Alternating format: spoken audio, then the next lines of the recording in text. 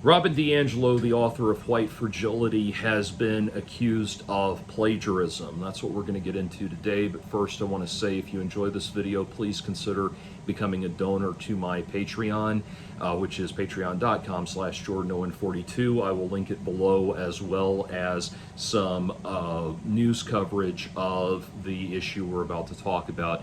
I have not been a professional YouTuber in a very long time, but I'm returning to it because I need to confront some sudden financial difficulties that I'm having to deal with, and would like to create a greater safety net of financial stability should these kind of needs arise again, so that I can continue doing work that I love and not have to get a third job, or God forbid give up the 2 jobs I've got so that I can do something else.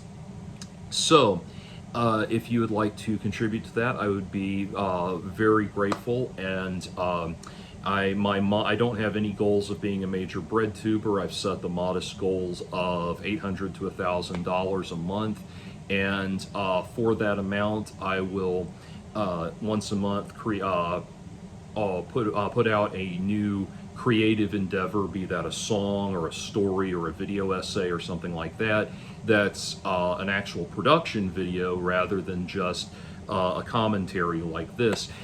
This month, my patrons are going to be getting a cool guitar instrumental that I wrote that was influenced by the lo-fi beats phenomenon.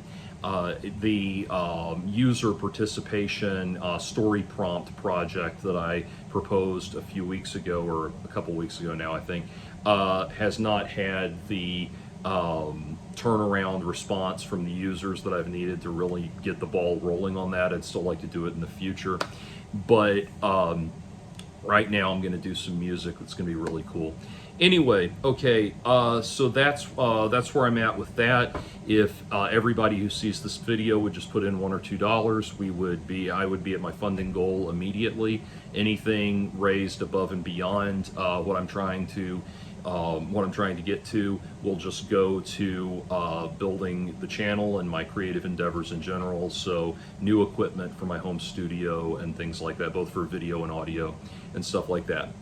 Anyway, so talking about this current issue. So I'm not going to spend a whole lot of time rehashing the details of this, because either you already know about this, or you can just get the details from all of that. But Robin DiAngelo's doctoral thesis has been plagiarized, or has been accused of being plagiarized, and it is some very serious and egregious acts of plagiarism.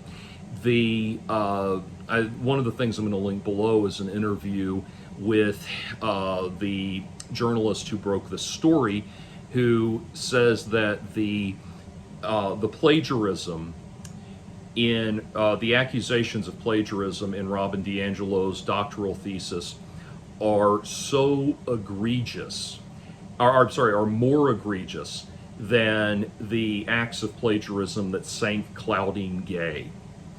And so that is that in itself is pretty damning. And what's even more interesting is that he points out that she does the things that people do when they're attempting to cover up acts of plagiarism, like taking a large block of text and changing certain words to synonymous words so that it looks like it's an original piece of writing. And he points out that that's actually even more damning than just using unsourced material verbatim, because if you used unsourced material verbatim, you could at least make the defense that you did so erroneously, that you forgot to put the quotes on it, you forgot to put a citation on it, a proper attribution. There's at least some modicum of error. But when you're doing the thing where you're just changing words to synonymous words, that shows intent. That shows that you intended to defraud, you intended to plagiarize and try to cover it up. And then, of course, she also tries to do the thing of burying the citation for that information in the in the citations of her, or in the background, or I'm sorry, in the appendix of citations in the doctoral thesis, without actually connecting the two, apparently trying to have her cake and eat it too. So all of the things that we have also recently become aware of as facets of how people try to plagiarize academic research and intellectual arguments and that sort of thing has come to light in Robin DiAngelo's most recent piece, which is very notable and very damning for her. Now, and by the way, I read this one person on Reddit who was talking about that thing where people try to change, they'll take a plagiarized section of a piece and try to change words to synonyms to make it sound like it's an original piece of writing. The person said, "You have no idea how bad that can get until you've read the words unused York City."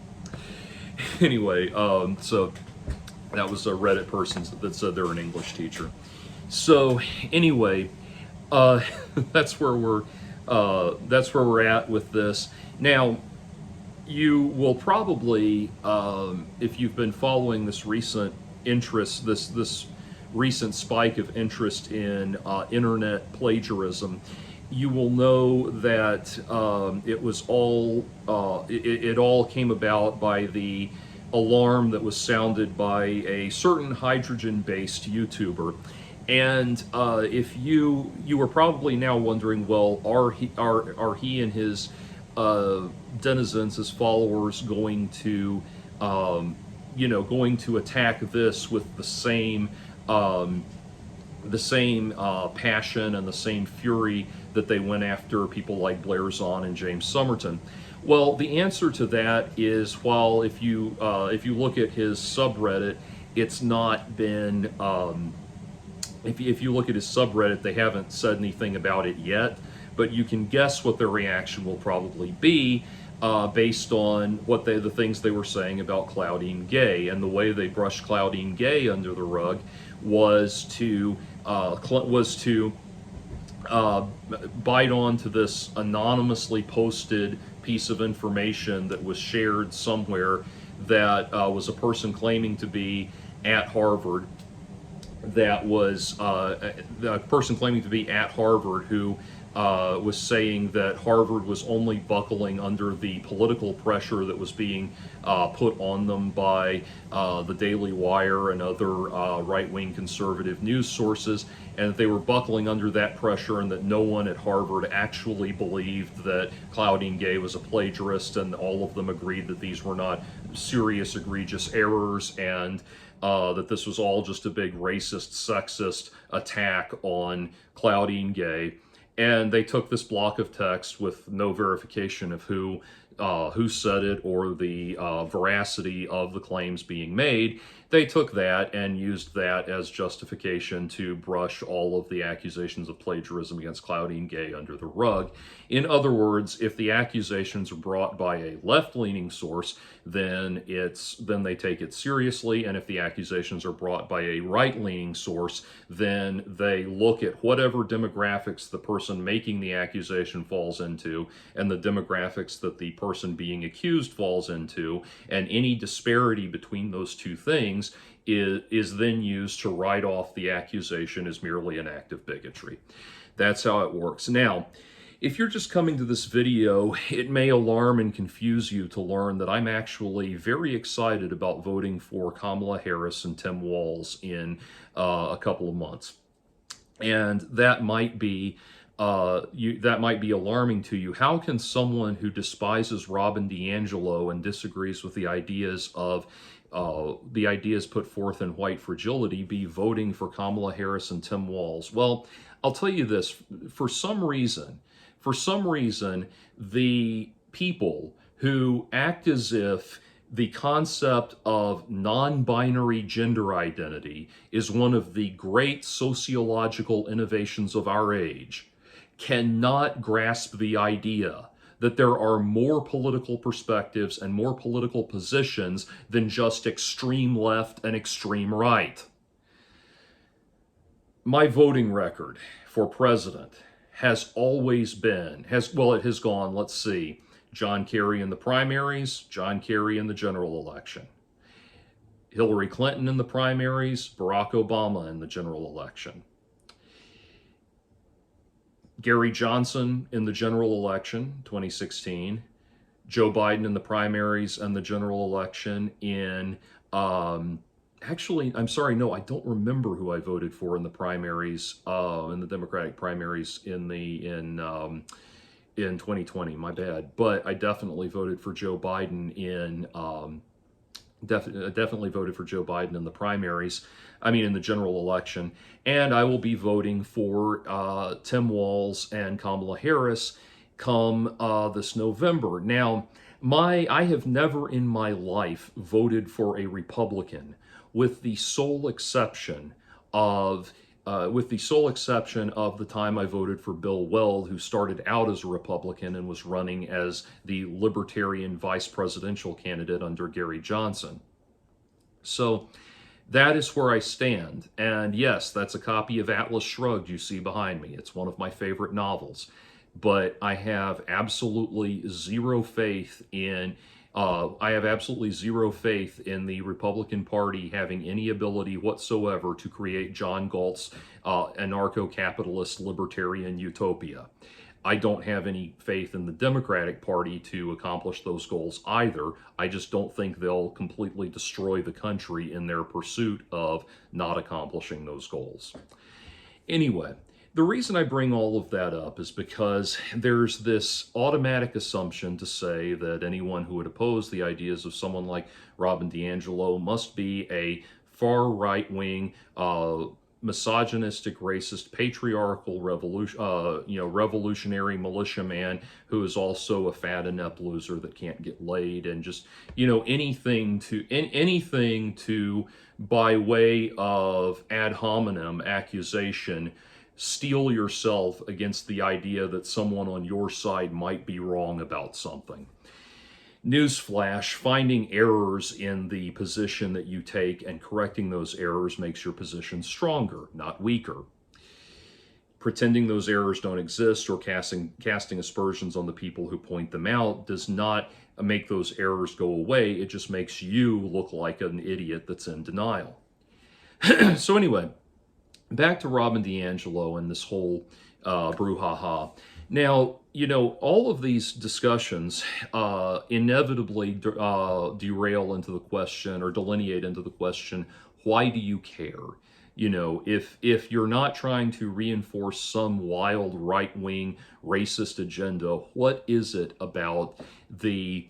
Oh, and by the way, I know that some of you who are aware of my long beleaguered distant past will want to come in and say, well, if you are really not some kind of right-wing extremist, what about that time when you... And I'm going to stop you right there and say, I was consistent about what I believed then. I've always been consistent about what I've believed. I've always told you where I fall politically, and I have always been honest about that. And you have always chosen not to believe me.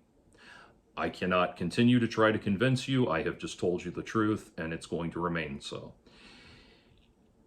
I have perspectives that fall left and right of center, opinions that fall left and right of center, and people I agree with that fall, agree and disagree with that fall left and right of center, and you're just going to have to agree with it. You're going to have to accept that, or go tottering along. Anyway, but it comes back to a point of, why do you care? Why is this important to you? And I'll tell you something. I have read White Fragility by Robin DiAngelo. I've read it twice. One time when I was just reading it for my own edification, and one time when I read it because I was doing a YouTube series on it called Deconstructing White Fragility, where I went through and refuted point by point the arguments in the book. I had to stop. I never finished that series, and I don't intend to finish it because the book is so incredibly toxic and vile in its message and its argumentation style that I just couldn't keep putting it in my brain. I just had to stop. But I have read the book twice. The first time I read it, was not long after it came out. And it really disturbed me. It really upset me. And the position of white fragility is that if you are a white person, you are racist. You are either consciously racist, or you are either consciously racist and acknowledge that you are consciously racist, or you are a white person that is consciously racist and is denying that you are consciously racist. She really doesn't even have a category for subconscious or ingrained biases or anything like that. It's just all, she just goes from the position of all white people are racist, and they're either proud of that or embarrassed by it. And it begins from there in point on the basis of absolutely no evidence whatsoever. Anyway, I read that book.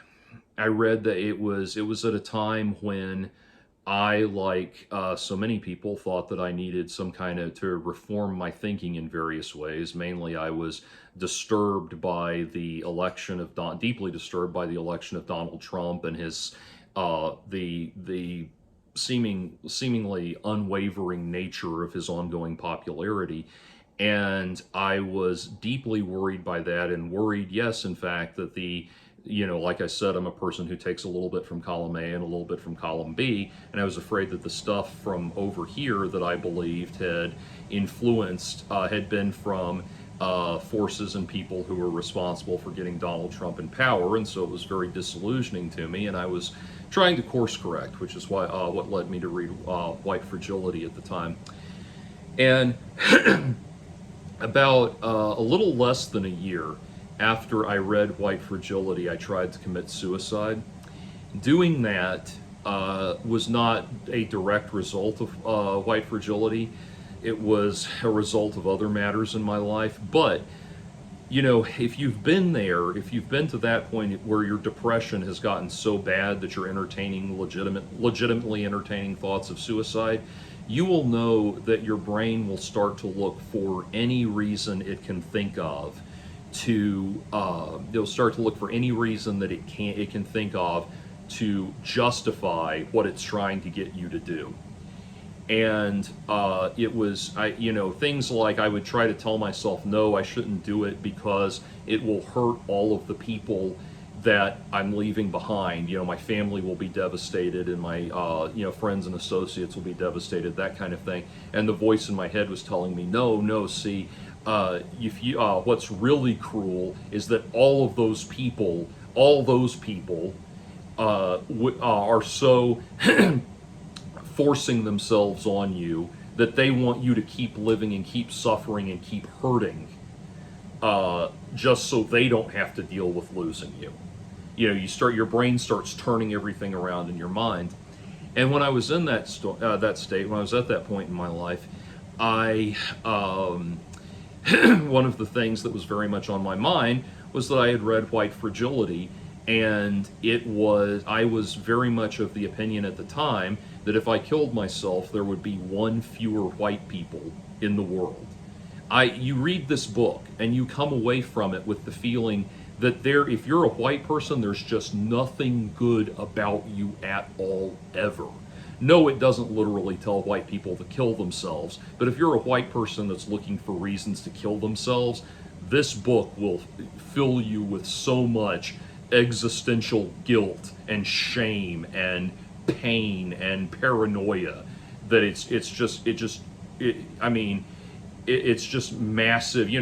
Put it this way, how there's those games in the arcade where there's a little plank that comes along and pushes coins closer and closer to the edge, and if they fall over, you get to collect them.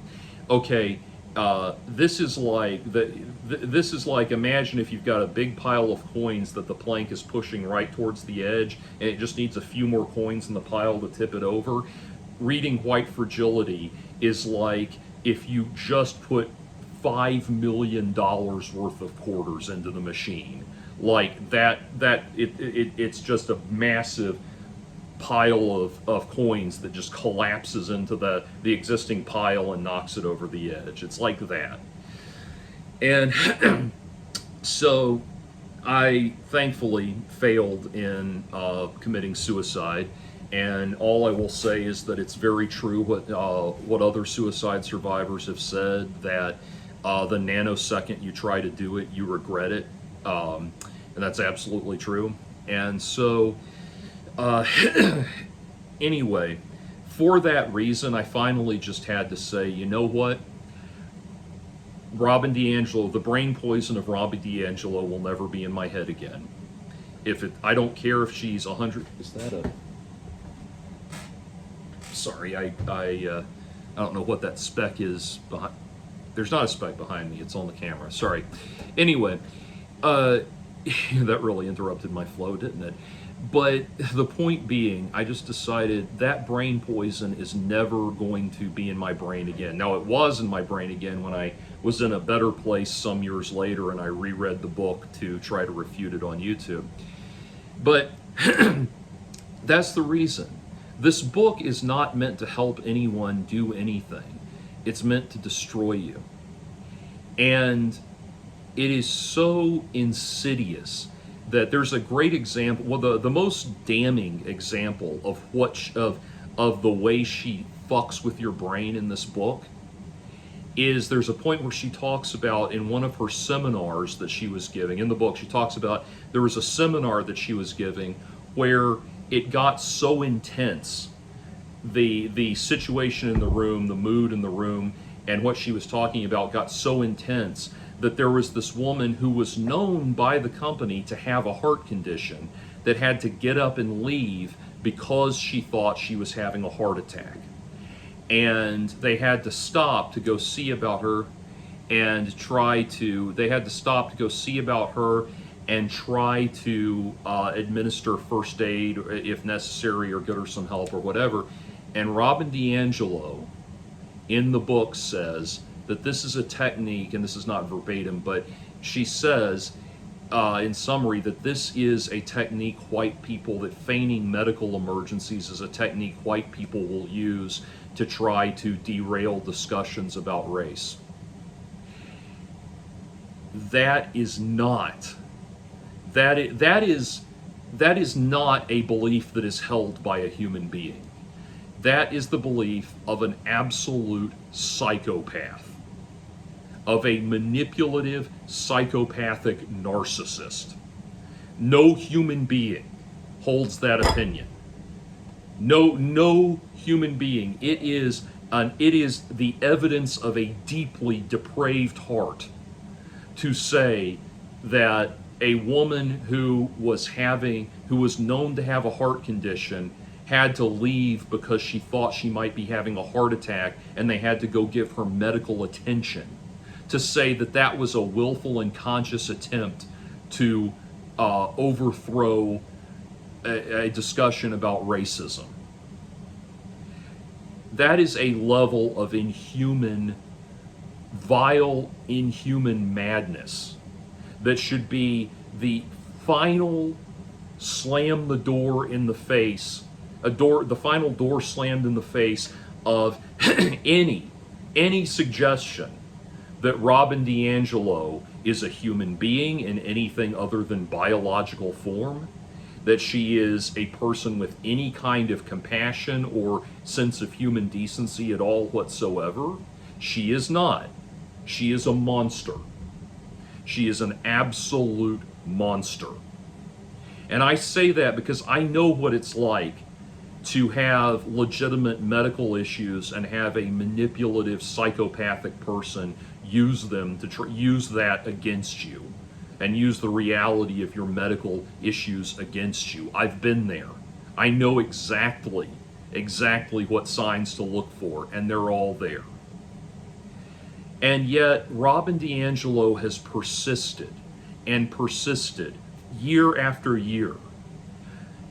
Well-paid speaking gig after well-paid speaking gig, over and over and over again, has lined her pockets and made them overflow with gold, year after year,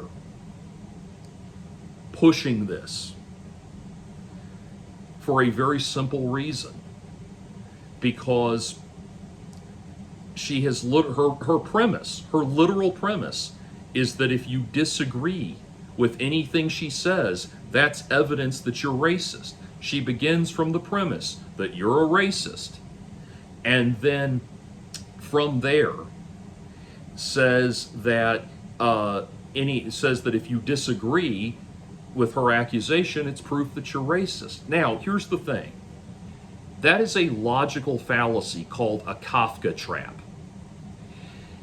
The Kafka trap, born out of the writings, so-called because it's born out of the writings of Franz Kafka, or its identification is born out of the writings of Franz Kafka. A Kafka trap is a logical fallacy where one person accuses another person of something reprehensible, and then holds that person trying to defend themselves as evidence of their guilt. That's what it is. And in any serious academic pursuit, if you tried to argue your point on those grounds, they would laugh you out of the room. You would be done. Like, you should not be able to get to the college level, to say nothing of the post-grad level, thinking that a Kafka trap is a legitimate form of academic argumentation. And yet that is the entire and only basis for the concept of white fragility. And if you think I'm exaggerating, I'm not. It is very difficult to exaggerate what she is saying in this book. She has a table of terms that people use that are evidence of racism. And one of those terms is "I disagree." Like, literally, you cannot disagree with anything she says. You have to begin from a position that you are racist, and then decide whether that you are racist, that you are consciously racist, and then decide whether you are proudly consciously racist or ashamedly consciously racist. There is no scientific basis whatsoever for the concept of white fragility. Robin DiAngelo came up with the idea of white fragility because early in her career, and this is talked about in the book, early in her career, she would go give these diversity seminars, the seminars that are supposed to teach people how to talk to teach people of different ethnic persuasions how to talk to and communicate and coexist with one another. She would go and give these speeches and these lectures, and she would find that rather than everybody getting along better or communicating better, by the time her presentation was over, everybody was mad and angry at one another and hated each other, and so she decided that this must be the result of something called white fragility. And she has made massive amounts of money, millions of dollars, going around accusing people of having this non-existent mental health disorder.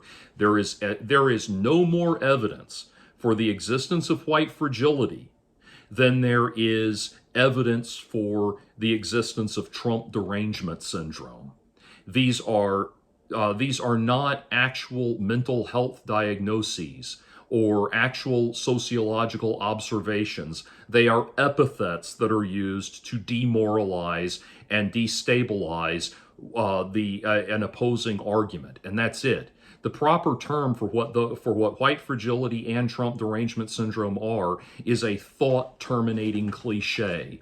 It's an accusation that throws you. It is an accusation that causes the other person's argument causes the other person to stumble in their argument, because they now have to shift their focus to responding to what you just accused them of. And it's about at the level of asking someone the question, are you still beating your wife? It is this axiomatic presupposition that they can only address by affirming. And again, it's a logical fallacy. It is not legitimate argumentation. You know, it is right at the level of Judith Reisman. You probably don't know who Judith Reisman is. You can look her up. Judith Reisman is a favorite of anti-porn and anti-sex work activists because she like Robin DiAngelo, cobbled up this completely pseudoscientific concept known as a erototoxin. She did just spent years and years and years lecturing and writing on how watching porn releases erototoxins in your brain. And it did not matter that one scholar after another came forward and said, there's no such thing as erototoxins. It didn't matter that she lived her entire life having never proven the existence of an erototoxin. It did not matter at all to her that the American Psychiatric Association and one psychiatric association after another after that continued to come forward and say that there was no such thing as or no evidence for any such thing as an erototoxin, that her claims were pseudoscientific and she needed to stop. People continued to line up and pay her to tell them about fictional erototoxins until the day she died. The only reason that she did not have the massive appeal that Robin DiAngelo has is that the accusation of porn addict is a lot less potent than the accusation of racist. So anyway, that's the level we're at. And I bring all of that up because when I tried to do that deconstruction of white fragility, there was this one guy in the comments who kept coming after me, accusing me of white fragility, as predictably accusing me of white fragility and so on and so forth. And he came and he kept emphasizing Dr. DiAngelo. You know, he would say, you disagree with Dr. in all caps, Dr. DiAngelo about blah, blah, blah, blah. And trying to make the point, again, this is argument from authority fallacy. Accredited doctors and PhDs can still be wrong. But but emphasizing doctor over and over again as if to say that because I am not a doctor or a specialist in her field, I am somehow automatically invalidated. No, she is a phony academic hack, and this is proof of what she always has been. Anyone who actually reads White Fragility with any degree of objectivity should come to the conclusion that this is a totally made-up concept. It has helped no one. It has improved nothing. Robin DiAngelo has a very consistent track record, as she acknowledges, of pissing people off and making them angry. And rather than stepping back and thinking, maybe I'm not doing this well, maybe I'm not getting my point across, she instead uses that as proof that she's right. This is not the behavior of legitimate academics, of legitimate researchers. This is the behavior of an absolute hack. And now we are now we have been presented with objective proof that she's an absolute hack. So it may well come about that she loses her PhD because of this, that her PhD is retracted, and that's probably going to be the end of her career. So let's stop and consider something. Patrisse Cullors, the founder of Black Lives Matter, was revealed to be buying mansions in Malibu, multiple mansions in Malibu for herself. I don't know why I pointed to me when I said herself, for herself and for her family members, while all of the smaller local chapters of Black Lives Matter were having to do bake sales to keep the doors open. Ibram X. Kendi, and this is a topic for this would be a topic for a whole video unto itself, but Ibram X. Kendi has been outed as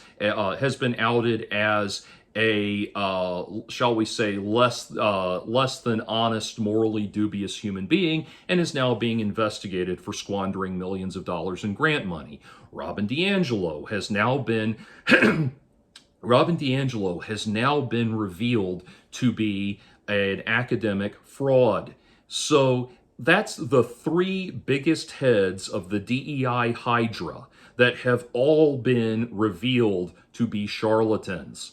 Yes, you have a few smaller outliers left, like Michael Eric Dyson and Ta-Nehisi Coates. You have those people, but surely the three biggest heads, the Godhead, the Trinity Godhead of this whole thing, has been revealed to be composed of three sham activists.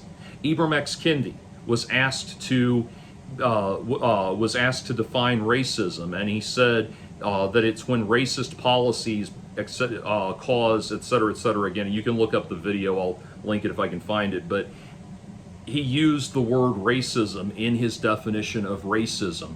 You can't do that. And as John McWhorter accurately pointed out in his book Woke Racism, I have it around here somewhere, but I can't put a hand on it right away.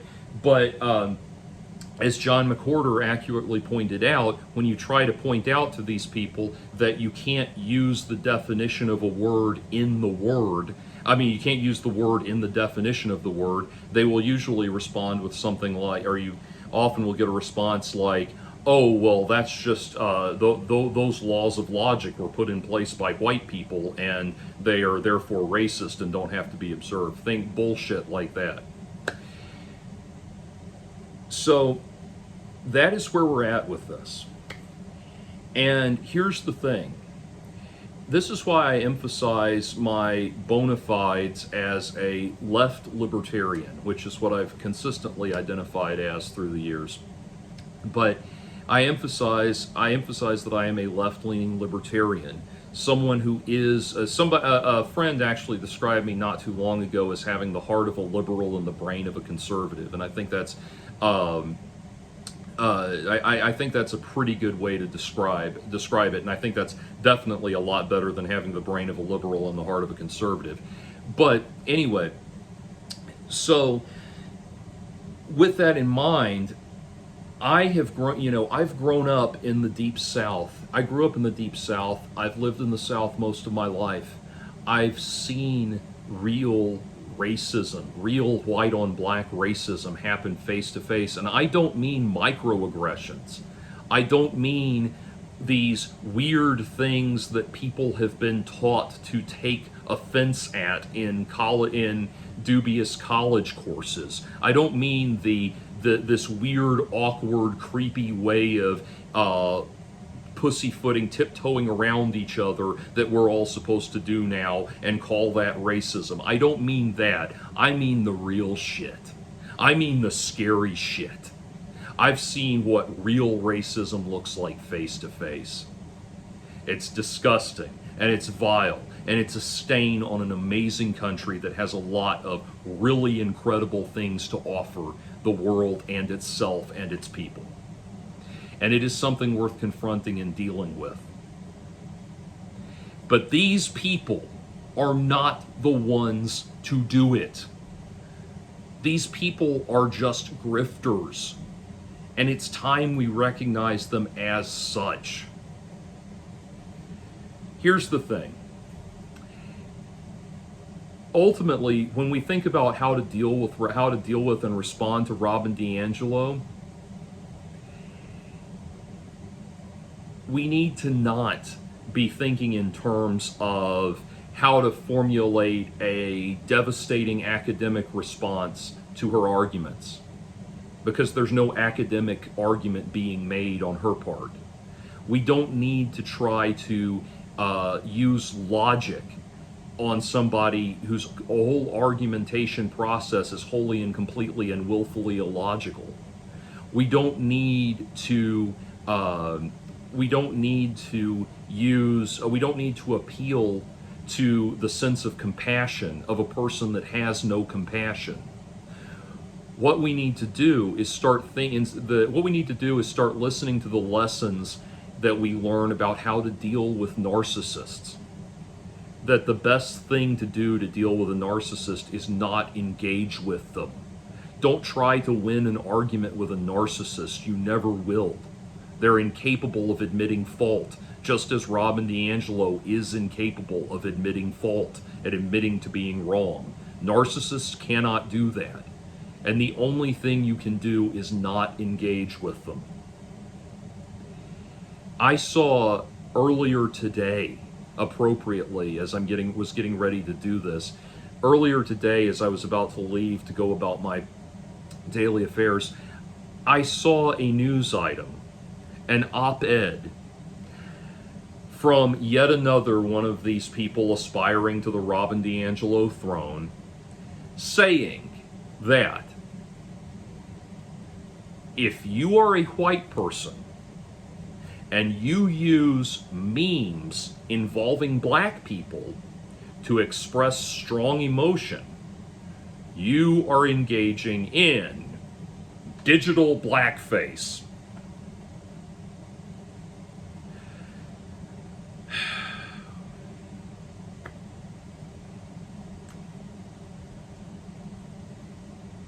I'm sure people of non-white ethnic backgrounds using memes of Hank Hill is totally fine.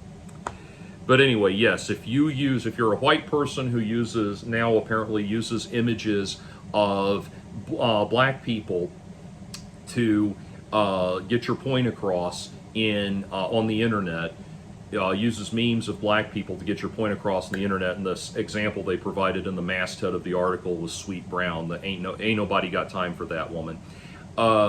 If you're using things like that to express yourself on the internet, you're engaging in digital blackface. Okay. There was a time when I would have sat down and explained everything that was wrong with that argument, made all of the points that made all of these points explaining why it was wrong and illogical and actually worked against the goals of inclusivity and diversity of thought and diversity of any kind of diversity of ethnicity, gender, etc., etc. I would have made all those points and made a very coherent and thoughtful, well-packaged argument. But that's not it.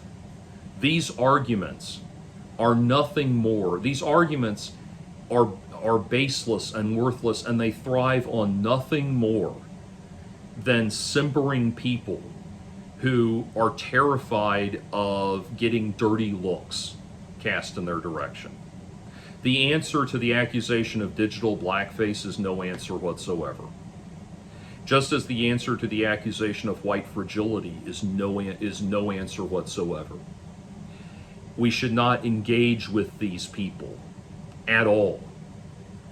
They, one time after another, how many times is someone like this, someone who makes a pseudoscientific, nonsensical argument that's obviously designed to intimidate and manipulate, how many times are they going to get automatically taken seriously and then outed as a stooge and an idiot and a fraud and morally and intellectually bankrupt? And how many times are we going to go through this cycle before we learn the lessons of history? The way to deal with Robin DiAngelo is the way to confront accusations of white fragility is no response at all. None. Just nothing. No engagement with it. It's kind of like, it's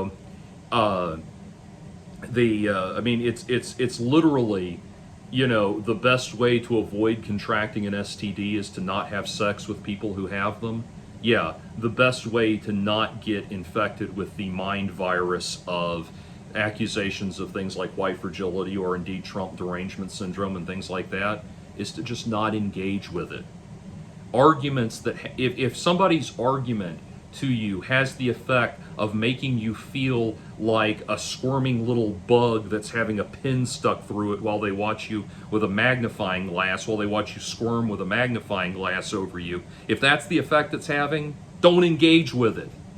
Don't try to convince that person that they're being horrible. They have no capacity to know that they're being horrible. The only solution is no engagement whatsoever.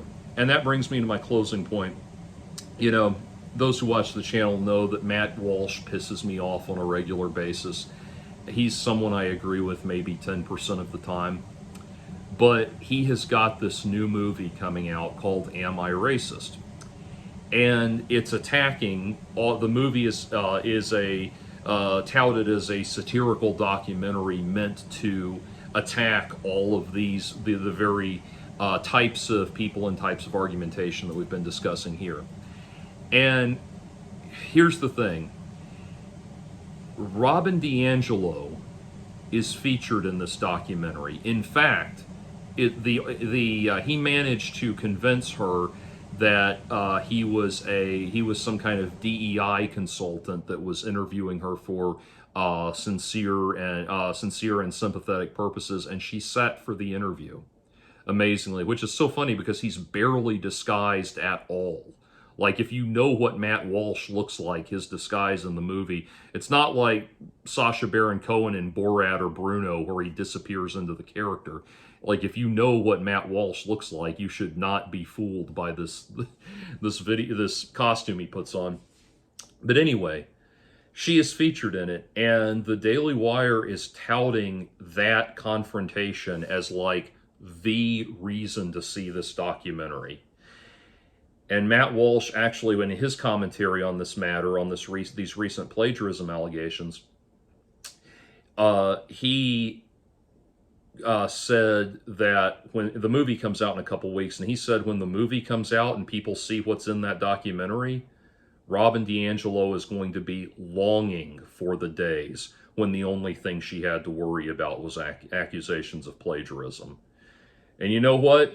Like I said, Matt Walsh pisses me off with his opinions all the time, but oh man, when he said that,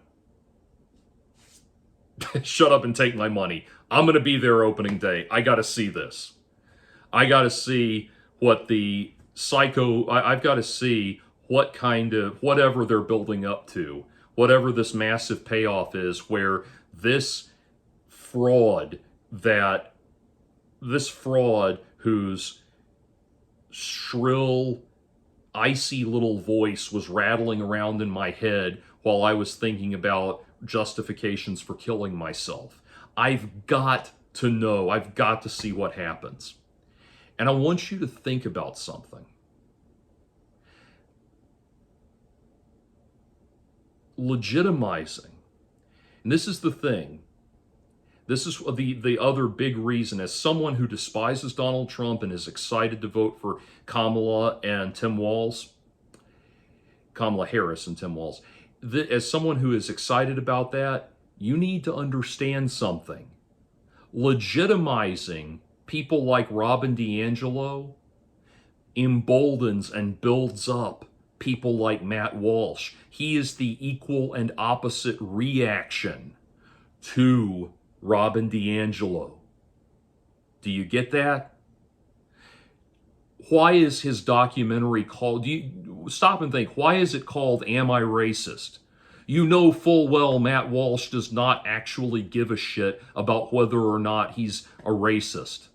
In fact, you know full well, we can say with utter certainty, that title was chosen specifically because he knows full well, he's not an idiot, he knows full well that his critics, of which there are many multitudes, are going to see that title and answer yes.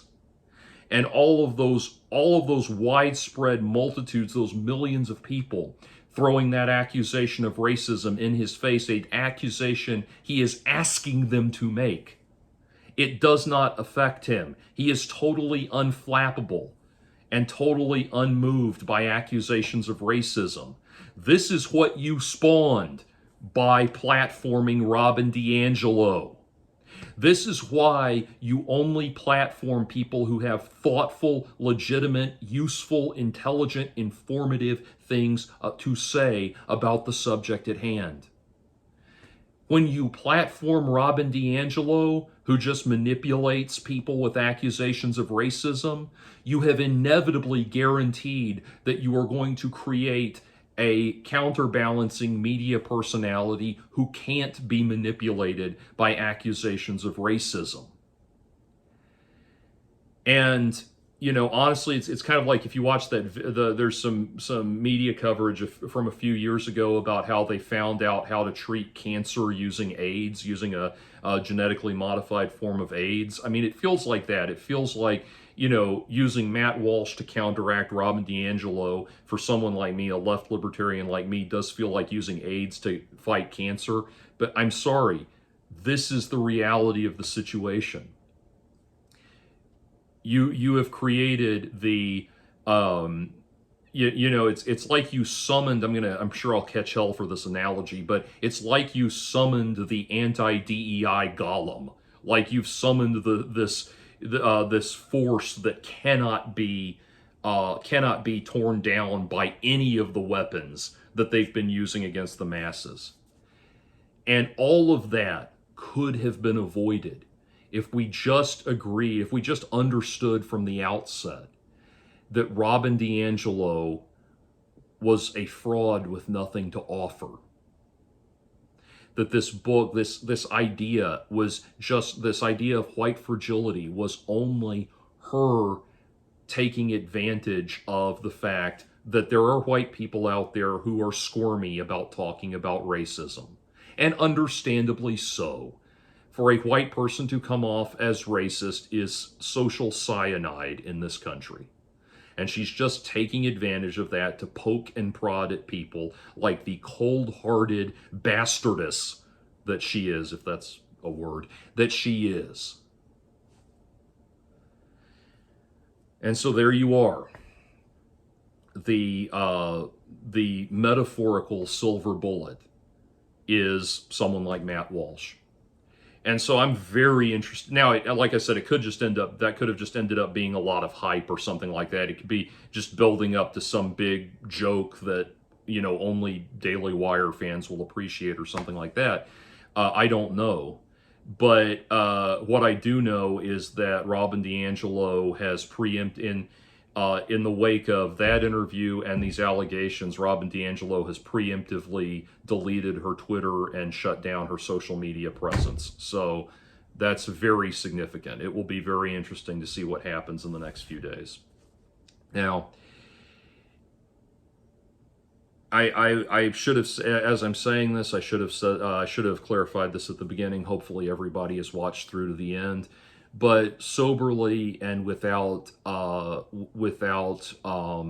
passion or fury, I should say that this is only intended as a intellectual and philosophical refutation and takedown of Robin DiAngelo and her ideas. Certainly, at no point should it ever be there ever be any suggestion of actual harassment or intimidation of her. I say that because she has preemptively shut down her social media. So she's probably is expecting a firestorm, and I want to be. And I want to emphasize that because the reason I'm bringing that up is only because to point out that she's expecting a firestorm of controversy in the very near future. I am certainly not suggesting that she or anybody ought to be subjected to online harassment or indeed real life physical harassment. This is an argument. This is an argument of the mind and of the intellect, and it should be addressed in that arena only. But it's worth pointing out that that's how, whatever backlash she's about to get, she's very concerned about it. Anyway, like I said, at the end of the day, the response needs to be no engagement whatsoever. All that Robin DiAngelo is doing, all that she has ever done, is sully and lower the quality of the discourse around the issue of racism. She cannot be reasoned with because she is completely and truly and literally unreasonable. People who put forth unreasonable arguments are not going to be subject to reason and reasonable discourse. So hopefully these major accusations of plagiarism will hopefully be the end of her academic credibility altogether, or her, I should say, semblance of academic credibility. And we will see whatever surprise Matt Walsh has in store for us in the Am I Racist film. It's going to be in theaters, and so yeah, I'll go check it out as soon as it comes out. Peace.